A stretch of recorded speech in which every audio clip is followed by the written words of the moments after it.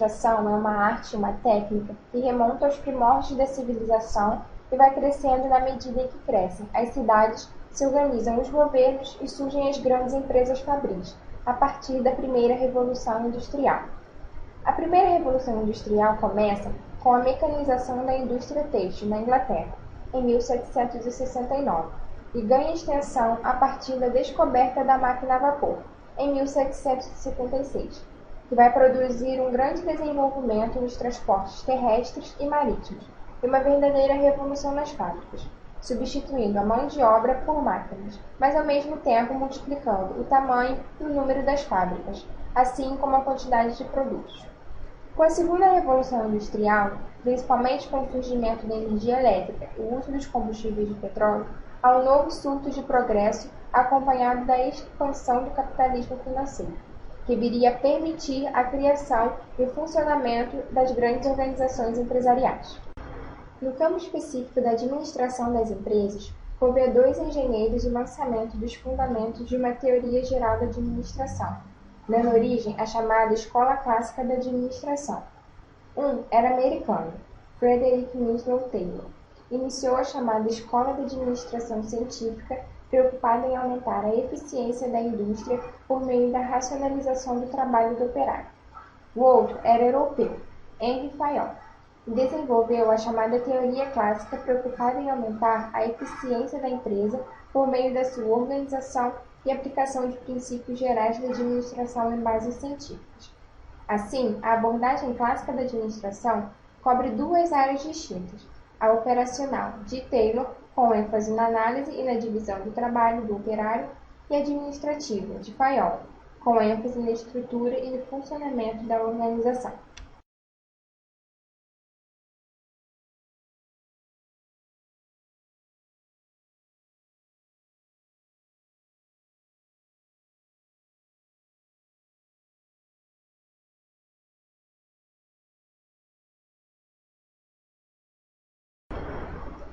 Taylor procurava uma forma de elevar o nível de produtividade, conseguindo que o trabalhador produzisse mais em menos tempo, sem elevar os custos de produção.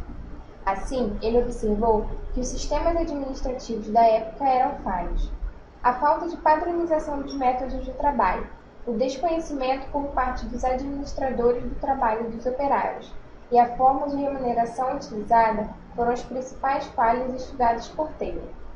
Um dos pontos principais de seu trabalho é a separação entre as funções de preparação e as de execução. A finalidade do planejamento é estabelecer qual trabalho deve ser feito, como, onde, por quem e quando será executado. Taylor propõe, então, a racionalização do trabalho por meio do estudo dos tempos e movimentos. E quais são esses princípios, senhor? Os princípios da administração científica são os seguintes. Primeiro, isolamos a tarefa. Depois, selecionamos um trabalhador modelo. A seguir, estudamos e cronometramos os movimentos exatos desse trabalhador. Depois, redesenhamos o espaço de trabalho, eliminando movimentos desnecessários. Finalmente, treinamos o trabalhador quanto a um modo melhor e mais eficiente de desempenhar essa tarefa. Entendo. Taylor também defendia que a remuneração do trabalhador deveria ser feita com base na produção alcançada, pois dessa forma ele teria um incentivo para produzir mais. Para Taylor, a gerência deve seguir 4 princípios básicos. Princípio do planejamento, que consistia na substituição de métodos empíricos por procedimentos científicos. Elimina-se o improviso e o julgamento individual, e o trabalho deve ser planejado e testado, seus movimentos decompostos a fim de reduzir e racionalizar sua execução.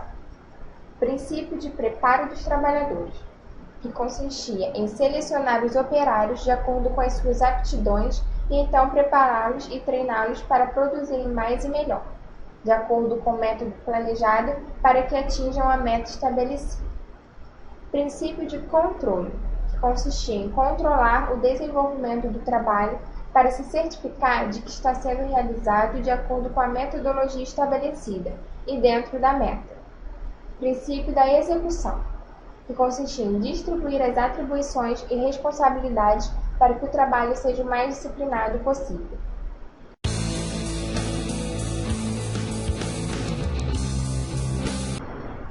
Ford foi um dos gestores e pesquisadores que contribuiu para o desenvolvimento da administração científica por meio de 2 conceitos. A produção em massa, que consistia em produzir em grande quantidade produtos idênticos, gerando economias de escala para a empresa. Isso acontece por meio da fabricação de peças padronizadas e de um trabalhador também especializado. Linha de montagem, onde cada funcionário executaria uma única tarefa. Cada trabalhador era disposto em série de acordo com o início e conclusão de um produto. Ford inovou na organização do trabalho, sugerindo a produção de maior número de produtos acabados com maior garantia de qualidade e pelo menor custo possível.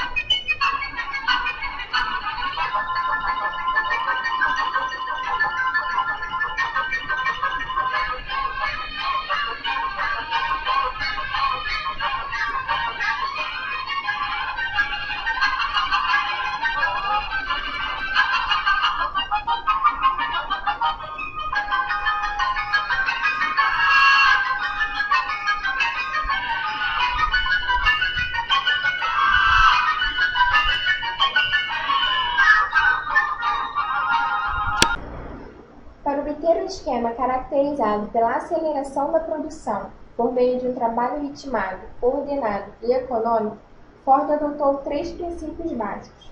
Primeiro, o princípio da intensificação, que consistia em diminuir o tempo de duração com o emprego imediato dos equipamentos e da matéria-prima e rápida colocação do produto no mercado. Segundo, o princípio da economicidade, que consistia em reduzir ao mínimo o volume do estoque da matéria-prima em transformação. Por meio desse princípio, conseguiu fazer com que o trator ou automóvel fossem pagos à sua empresa antes de vencido o prazo de pagamento da matéria-prima adquirida, bem como do pagamento de salários. Terceiro, princípio da produtividade, que consistia em aumentar a capacidade de produção do homem no mesmo período de produtividade, por meio da especialização e da linha de montagem. Assim, o operário pode ganhar mais no mesmo período de tempo e o empresário ter maior produção.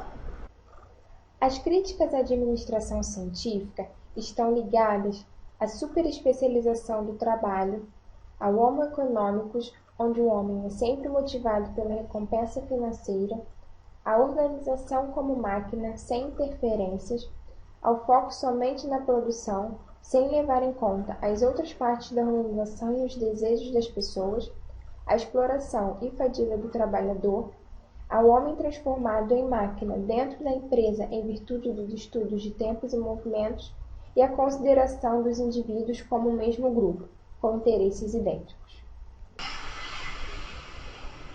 Eu trabalhava no frigorífico de carnes em Rosário, depois fui para o Livramento, aí depois quando meu filho resolveu vir para Caxias, né, aí nós viemos para cá. Eu trabalhei a base de uns 22 anos mais ou menos.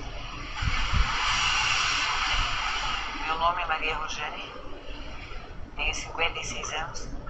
Começa essa parte aqui assim a doer aqui, ó. E daqui assim ela vem para os ombros, pelo movimento repetitivo, né? Depois vai ter adormecendo, vai ter doendo esse ossinho aqui assim, daqui vai subir, vai... As mãos, principalmente as mãos, A gente puxava com essa mão e seguia manejando sempre com, né? Ele era ligeiro, era muito rápido, era o movimento simplesmente, mas era nas mãos, né?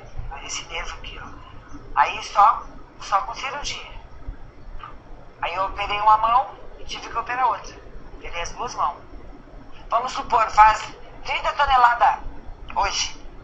Amanhã eles querem 32. Fez 32 amanhã, depois da manhã eles querem 34. O vídeo apresentado retrata muito bem o modelo proposto por Ford.